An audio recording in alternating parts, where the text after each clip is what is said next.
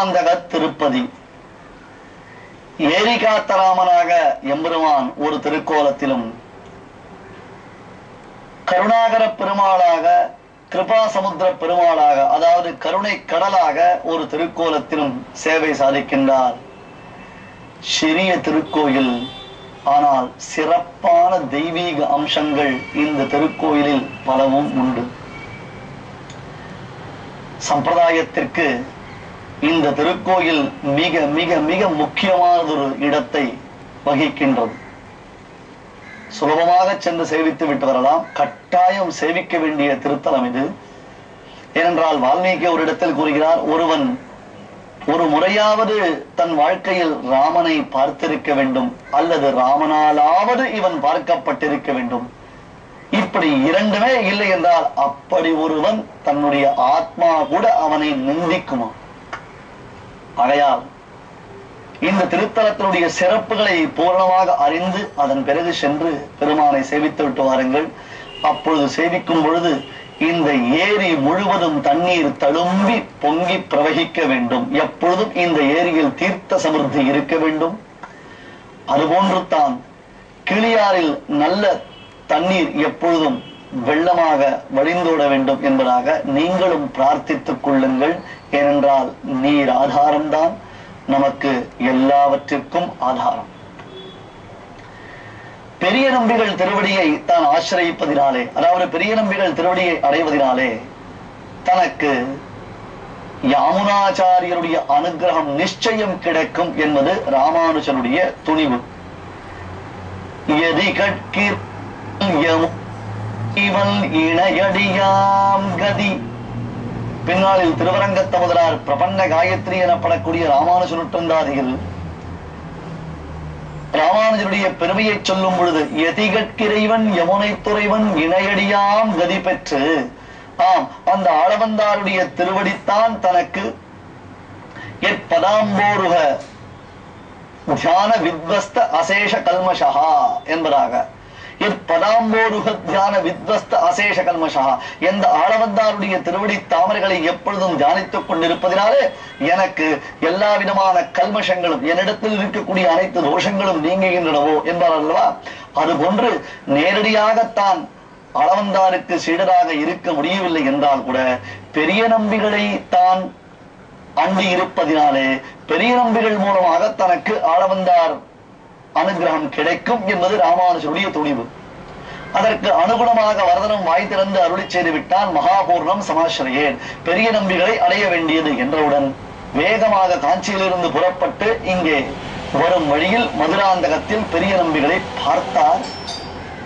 இது ஒரு தபோவனம் தெரியுமா உங்களுக்கு? இது ஒரு சித்தாசிரமம்.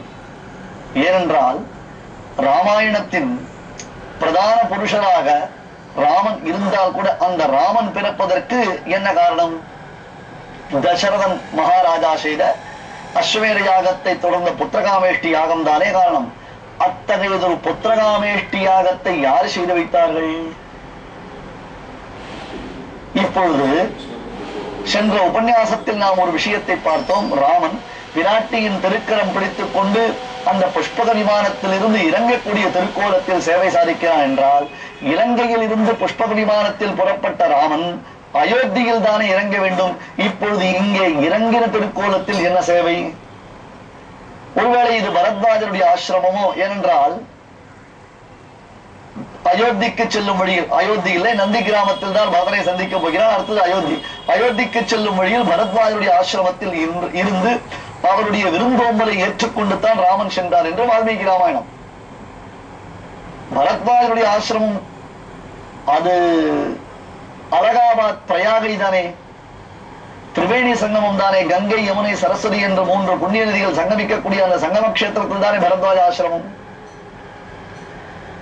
ஆகையால் இந்த திருத்தலத்தில் இப்படி ஒரு திருக்கோலத்தில் பெருமாள் சேவை சாதிப்பதற்கு என்ன காரணம் என்று கேட்கிறோம் அல்லவா? அதைத்தான் இங்கே பார்க்க போகிறோம். அதாவது இது விபண்டகர் என்னும் மகரிஷியினுடைய தபோவனம். அந்த விபண்டகர் தான் ராமன் பிறப்பதற்கு புத்திரகாமேஷ்டியாகத்தை செய்து வைத்த ரிஷ்யஸ்ருங்கர் என்னும் மகாத்மாவுடைய திருத்தகப்பனார். ரிஷ்யசிருங்க மகரிஷி புத்திரகாமேஷ்டி யாகத்தை செய்ததால் அன்றோ ராமாவதாரம். ஆகையால் அவதார புருஷனாகத்தான் அவதரிப்பதற்கு காரணமாயிருந்த ரிஷ்யசிருங்கரின் திருத்தகப்பனார் விபண்டக மகரிஷி இந்த திருத்தலத்தில் தன்னை சேவிப்பதற்காக தவம் புரிவதை அறிந்த ஸ்ரீ ராமச்சந்திரமூர்த்தி புஷ்பக விமானத்தில் லங்கையில் இருந்து புறப்பட்டு ஆகாய மார்க்கமாக அயோத்திக்கு செல்லும் வழியில் விபண்டகர் இங்கே தவம் செய்து கொண்டிருக்கிறார். அந்த மகரிஷி என்னையும் சீதையும் திவ்ய தம்பதிகளான எங்களை சேவிப்பதற்காக காத்துக் கொண்டிருக்கிறார். ஆகையால் அவருக்கு சேவை சாதித்து விட்டு செல்ல வேண்டும் என்று விபீஷணனிடத்தில் கூறியதாலே இங்கே புஷ்பக விமானத்தில் இருந்து இறங்கி விபண்டகருக்கு ராமன் சீதையுடன் கூடியவனாக சேவை சாதித்தான் என்பது க்ஷேத்திர மகாத்மியம். இதில் இன்னும் எத்தனையோ விஷயங்கள் பொதிந்திருக்கின்றன, எத்தனையோ அனுபவங்கள் இதில் பொதிந்திருக்கின்றன. அப்படி புஷ்பக விமானத்திலிருந்து இறங்கும் பொழுது வெகு ஜாக்கிரதையாக பத்திரமாக பிராட்டியின் திருக்கரம் பற்றி கொண்டு ராமன் இறங்கும் அந்த திருக்கோலத்தை தான் மூலமூர்த்தியின் திருக்கோலமாக நாம் சேவிக்கின்றோம். ராகவ சிம்மனாக உற்சவரை சேவிக்கின்றோம். கருணா காகுஸ்தன் என்னும்படியாக அவன் கருணாமூர்த்தியாக மூன்றாவதாக சேவை சாதிக்கின்றான். மிகச் சிறிய திருக்கோயில் என்றால் கூட எப்படி 8 எழுத்துடைய திருமந்திரம், அந்த திருமந்திரம் சர்வம் அஷ்டாட்சராந்தஸ்தம் என்பதாக தனக்குள்ளே அனைத்தையும் வைத்துக் கொண்டிருக்கிறதோ அது போன்றுதான் இந்த திருக்கோவிலின் பெருமை வாசாம் அகோச்சரம், அதாவது வாக்கிற்கும் மனதிற்கும் எட்டாத வைபவாதிசயத்தை உடையதாய் திகழ்கின்றது. ராமானுஜர் பெரிய நம்பிகளை இந்த திருத்தலத்தில் சந்தித்த உடனே ஆனந்தப்பட்டார், ஆனந்த கூத்தாடினார். உடனே அவருடைய திருவடியில் விழுந்து விழுந்து தண்டனிட்டார். இந்த திருத்தலத்தில் பெரிய நம்பிகளையும் ராமானுஜரையும் சேவிக்கிறோம். கீழே சொன்ன ஒரு விஷயத்தை மறுபடியும் உங்களுக்கு நினைவுறுத்துகிறேன், மறுபடி நினைவுறுத்துகிறேன். உலகத்தில் வேறு எங்குமே சேவிக்க முடியாத சுவாமி ராமானுஜருடைய திவ்யமான திருக்கோலத்தை மதுராந்தகத்தில் மட்டும்தான், ஏரிகாத்தராமன் சன்னதியில் மட்டும்தான் சேவிக்க முடியும். ஆம், என்ன தெரியுமா? ராமானுஜரை எல்லா திருக்கோவில்களிலும் துறவியாகத்தான் நாம் சேவித்திருப்போம். இந்த மதுராந்தகத்தில் மட்டும்தான் ராமானுஜர் இல்லறத்தில் இருக்கும் அதே கோலத்தில் திருதண்டத்துடன் காஷாயத்துடன் இல்லாமல், இல்லறத்தில் இப்பொழுது நாம் உடுத்திக் கொண்டிருக்கக்கூடிய இந்த வேஷ்டியை போன்று வெள்ளை வேஷ்டி உடுத்திக் கொண்டு இல்லறத்தில் இருப்பவரை போன்று சேவை சாதிக்கின்றார். அந்த சரித்திரத்தை தான் நாம் தற்பொழுது தொடர்ந்து வருகிறோம். ஆச்சாரியன் சிஷ்யனை பார்த்த மாத்திரத்தில் ஆனந்தப்பட்டார். சிஷ்யன் ஆச்சாரியரை பார்த்த மாத்திரத்தில் ஆனந்தப்பட்டார். உடனே ஆச்சாரியருடைய திருவடிகளில் விழுந்து தண்டனிட்டு அவரை பிரணாமங்கள் செய்து பிரதட்சணங்கள் செய்து, சுவாமி அடியனுடைய பாக்கியம், அடியனுடைய பாக்கியம், அடியனுடைய பாக்கியம், தேவரிதை இங்கே சேவித்தனே, இங்கே சேவித்தனே, தங்களைத்தானே நான் தேடிக்கொண்டு வருகிறேன் என்றவுடன் ஆச்சாரியன் மெலிதாக புன்னகைத்து சிஷ்யனை தேடிக்கொண்டு நான் வந்ததை விண்ணப்பித்தார். சுவாமி, நான் ஒரு உத்தமமான வைஷ்ணவனாக வேண்டும். எனக்கு உடனேயே இந்த வைஷ்ணவ இலச்சினைகளை தாங்கள் அனுகிரகம் செய்ய வேண்டும். தீயில் பொலிகின்ற செஞ்சுடராடி திகழ் திரு சக்கரத்தின் கோயில் பொறியாலை ஒற்றுண்டு நின்று குடிகுடியாற் செய்கின்றோம் என்று அந்த வைஷ்ணவ இலச்சினைகள் பொறிக்கப்பட்டால் தான் எனக்கு பிறந்த பயன் சிந்திக்கும். ஆகையால் தங்கள் திருவடியை நான் அடைந்திருப்பதனுடைய நோக்கம் இதுதான் என்பதாக பிரார்த்திக்க, பெரிய நம்பிகள், இளையாழ்வாரே, இது என்ன பெரிய விஷயம், அதற்காகத்தான் நானும் வந்திருக்கிறேன். உன்னை இப்படி பூரணமாக அனுகிரகம் செய்வதற்காகத்தான் நான் வந்திருக்கிறேன். ஆனால் என்ன அவசரம்?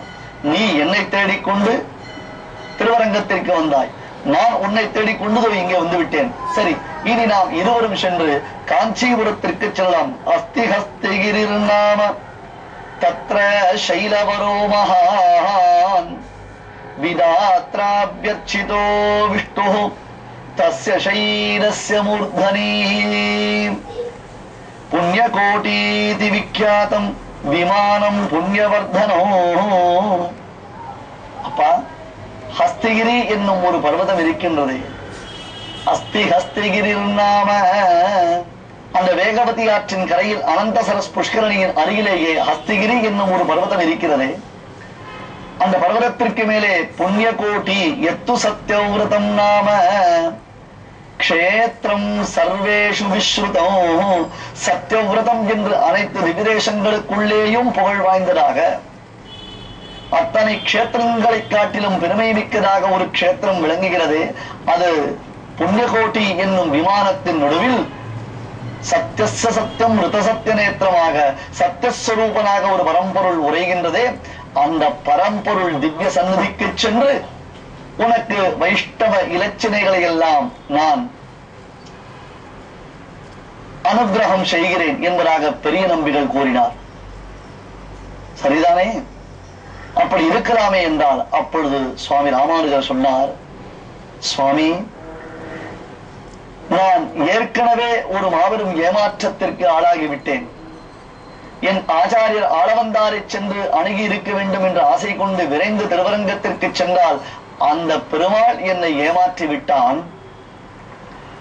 ஆனால் எங்கள் வரதன் அப்படி என்னை ஏமாற்ற மாட்டான், அதில் சந்தேகம் இல்லை. இருந்தால் கூட என்னுடைய தாபம், என்னுடைய ஆர்த்தி என்றால் தொலை, அதாவது ஒரு வேகம், இப்பொழுதே உம்மை ஆசிரியிக்க வேண்டும் என்னும் இந்த வேகம் இப்பொழுது அது உம்மிடத்திலிருந்து இலச்சர்களை பெற்றுக் கொள்ளாமல் தனியவே தனியாது. ஆகையால் தாங்கள் இப்பொழுதே மின்னின் நிலையில் மண்ணுயிர் ஆக்கைகள் என்னும்படியாக அடுத்த நொடி என்ன நடைபெறும் என்பதை நாம் அறியாமல் இருக்கிறோம். ஆகையால் தாங்கள் இப்பொழுதே எனக்கு இந்த இடத்திலேயே அனுகிரகம் செய்ய வேண்டும் என்று பிரார்த்தித்தார். அப்படி பெரிய நம்பிகள் இளையாழ்வாருக்கு அத்தகையதொரு அனுகிரகத்தை எவ்விதம் செய்தார், அதன் பிரபாவங்கள் என்ன என்பதை நாம் தொடர்ந்து பார்க்கலாம். ஓர் அறிவிப்பு. மார்ச் 17, 18, 19, 20 ஆகிய 4 தினங்களில் சென்னை நங்கைநல்லூர் 17வது தெரு தில்லைகங்கா நகர் ராஜராஜேஸ்வரி கல்ச்சுரல் அகாடமியில் நவரச ராமாயணம் என்னும் தலைப்பில் மாலை 6:30 மணி அளவில் அடியேனுடைய உபன்யாசம் நடைபெறுகின்றது.